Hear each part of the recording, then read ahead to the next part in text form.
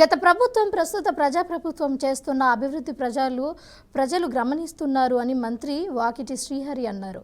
నారాయణపేట జిల్లా మిడ్చల్ మున్సిపాలిటీ మంత్రి వాకిటి శ్రీహరి పర్యటించారు. పర్యటనలో భాగంగా ఇందిరా మహిళా శక్తి సంబరాలలో పాల్గొని 123 మహిళా స్వయం సహాయక సంఘాలకు చెక్కులను, మహిళలకు ఇందిరమ్మ చీరలను మంత్రి పంపిణీ చేశారు.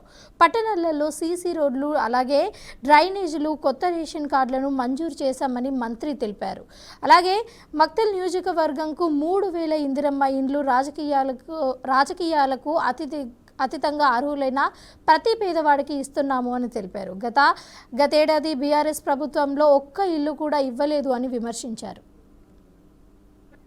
గోల్లపల్లి గడ్డకేమో స్కూల్ కడుతున్నాం, సందపురం గడ్డకేమో దవాఖాన కడుతున్నాం, దండుగడ్డకేమో ఇంటిగ్రేటెడ్ మున్సిపాలిటీ దుకాణాలు కడుతున్నాం, ఊర్లలో రోడ్లు వేస్తున్నాం, సీసీ రోడ్లు వేస్తున్నాం. అక్క మక్తలు అంటే ఒకప్పుడు వెతుకుతుండే ఏడాది మక్తలు అంటుండే లేదక్క. ఇప్పుడు మక్తలంటే అక్కడ పక్క రైచూర్ పక్కన ఉంటదా, ఆ శ్రీహరి ఎమ్మెల్యే ఉన్నది అదే మక్తలు అంటారక్క. అవునా కదా? అంటే మన గౌరవం పెరిగినట్లే కదక్క. గౌరవం పెరిగిపోతుందాం అక్క, గౌరవంతోనే బతుకుదాం. ఎవరికి భయపడాల్సిన అవసరం లే. ఇక వాడొకరు ఈడొకరు మోపైతే వాళ్ళ కోసం మేము ఆలోచన చేయాల్సిన అవసరం లేదు. ఖచ్చితంగా మక్తల్ రూపురేఖలు మారుతా ఉన్నాయి. ప్రతి పేదోని ఆదుకునే బాధ్యత నేను తీసుకుంటానని తెలియజేసుకుంటూ, ముఖ్యమంత్రి గారి ఆలోచన 1 కోటి మంది మహిళలు కోటీశ్వరులు కావడం వల్లనే ఈ రాష్ట్రం బాగుపడుతుంది.